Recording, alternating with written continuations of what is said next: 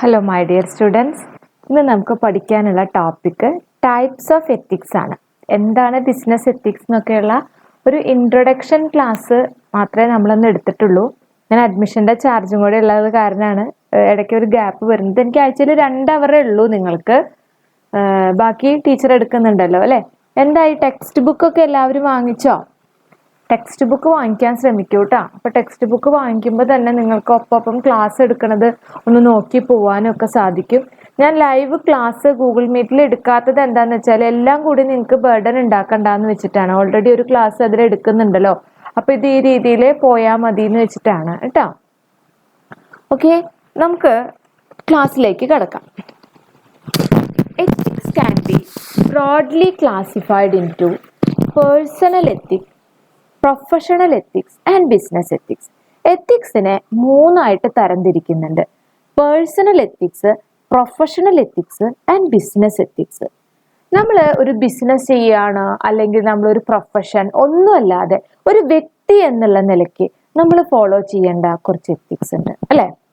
It refers to the application of personal values. It is known as morality. Morality എന്ന് വേണമെങ്കിൽ പറയാം ഈ personal എത്തിക്സിന്. Elders usually try to instill in their children from childhood itself more values.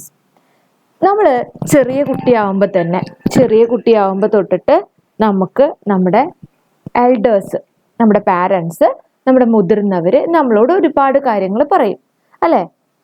നമ്മൾ കുസൃതി കാണിക്കുമ്പോൾ അല്ലെങ്കിൽ എന്നത് ചെയ്യരുത്, അല്ലെങ്കിൽ ഇത് ചെയ്യണം എന്നൊക്കെ പറഞ്ഞിട്ട്.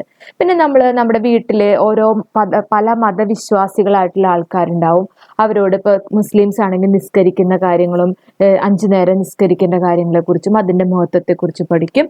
ക്രിസ്ത്യൻസ് ആണെങ്കിൽ ബൈബിൾ അങ്ങനെയുള്ള കാര്യങ്ങൾ, ഹിന്ദുസ് ആണെങ്കിൽ അവരുടെ ആചാരങ്ങൾ, അതുപോലെ തന്നെ മുതിർന്നവരെ റെസ്പെക്റ്റ് ചെയ്യണം, എല്ലാവരോടും നല്ല രീതിയിൽ പെരുമാറണം, ആരെയും ഉപദ്രവിക്കരുത്, അങ്ങനെ കുറേ കാര്യങ്ങൾ നമ്മളോട് ചെറിയ കുട്ടികളാകുമ്പോൾ തൊട്ടിട്ട് നമ്മൾ കേൾക്കുന്നതാണ്. അതുപോലെ തന്നെ നമ്മളും നമ്മുടെ താഴെയുള്ളവരോട് നമ്മൾ കാര്യങ്ങൾ സംസാരിക്കാറുണ്ട് അല്ലേ?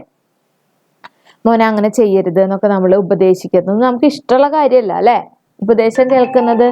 എങ്കിലും നമ്മൾ ഉപദേശിക്കാറുണ്ട്, ഉപദേശങ്ങൾ കേൾക്കാറുണ്ട്, അങ്ങനെയൊക്കെ കുറേ കാര്യങ്ങൾ. അതാണ് പേഴ്സണൽ എത്തിക്സ്. ഒരു വ്യക്തി എന്നുള്ള നിലയിൽ നമ്മൾ മനസ്സിലാക്കേണ്ട മറ്റുള്ളവരെ റെസ്പെക്റ്റ് ചെയ്യുക, മറ്റുള്ളവരുടെ സ്വാതന്ത്ര്യത്തെ ചൂഷണം ചെയ്യാതിരിക്കുക, അവർക്ക് നമ്മളെപ്പോലെ അവരും ഈ ലോകത്തുള്ളവരാണ്, അല്ലെങ്കിൽ അവരുടെ കാര്യങ്ങളിൽ നമ്മൾ ഇടപെടാതിരിക്കുക. ഓരോരുത്തർക്കും ഓരോ പേഴ്സണൽ ആയിട്ടുള്ള കാര്യങ്ങൾ ഉണ്ടായിരിക്കും. അങ്ങനെ കുറേ കാര്യങ്ങൾ തന്നെയാണ് പേഴ്സണൽ എത്തിക്സ്. എത്തിക്സ് എന്ന് പറഞ്ഞാൽ എപ്പോഴും നല്ലത് അല്ലെങ്കിൽ നല്ല കാര്യങ്ങൾ ചെയ്യുക, നല്ല മൂല്യങ്ങൾ ഉണ്ടാക്കുക എന്നുള്ളതാണ്. അപ്പോൾ the main principles of personal ethics are respect to others freedom. മറ്റുള്ളവരുടെ ഫ്രീഡത്തിനെ നമ്മൾ റെസ്പെക്ട് ചെയ്യുക. ഇപ്പം നമ്മളൊരു സ്ഥലത്ത് ചെല്ലുകയാണ്, അപ്പോൾ അവിടെ ഒരു ചെയർ ഇരിക്കുന്നുണ്ട്, അല്ലെങ്കിൽ 2-4 ചെയർ ഇരിക്കുന്നുണ്ട്. നമ്മൾ അവിടെ ഇരിക്കും.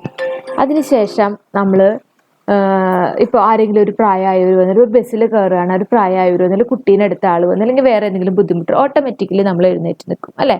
അതുപോലെ അത് നമ്മുടെ ഒരു അവർ റെസ്പെക്ട് ചെയ്യുന്നതിൻ്റെ ഭാഗമായിട്ടാണ്.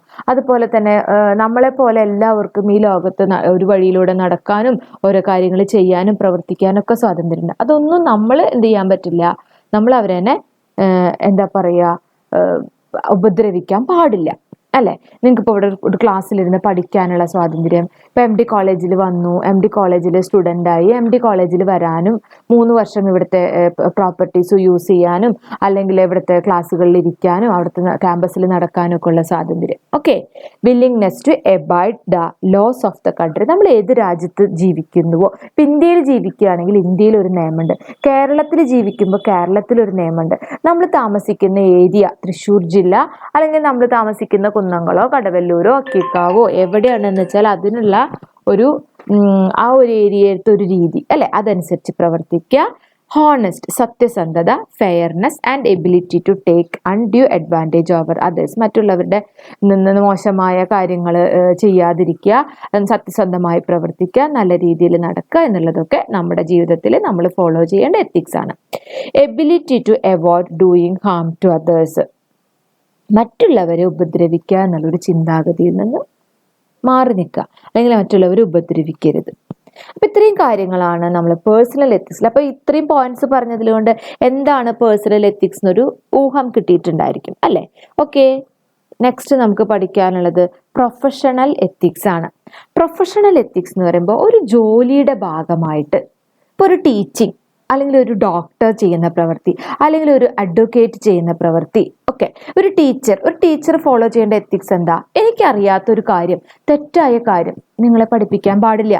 നിങ്ങൾ ആദ്യമായിട്ട് പഠിക്കുന്ന ഒരു സബ്ജക്റ്റ് ഇന്നതാണ് എന്നൊരു ടീച്ചർ പറഞ്ഞാൽ നിങ്ങൾ വിശ്വസിക്കും.